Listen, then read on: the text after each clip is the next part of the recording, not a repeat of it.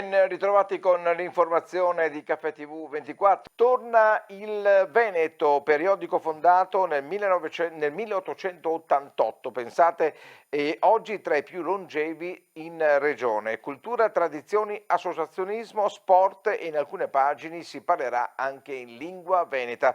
Ritorna il Veneto, periodico di informazione fondato nel 1888 dal giornalista e traduttore italiano Gualtiero Belvederi, diretto poi per quasi mezzo secolo da Alfredo Melli, che ne ha curato sia la parte giornalistica che quella editoriale e che ha visto la sua chiusura proprio nel 1945. A riportarlo in auge è il collega e giornalista Matteo Venturini, imprenditore, scrittore, documentarista, nonché collega appunto in televisione, laureato in comunicazione e marketing presso l'Università di Padova, oltre 20 anni e fortemente riconosciuto nell'ambito della comunicazione e del giornalismo. La nuova versione de Il Veneto, edito dall'Associazione Identità Veneta APS, è regolarmente inserito nel registro stampa del Tribunale di Padova, spiega appunto Matteo Venturini. È stato ripensato come un mensile cartaceo con declinazione online sul sito ilveneto.org.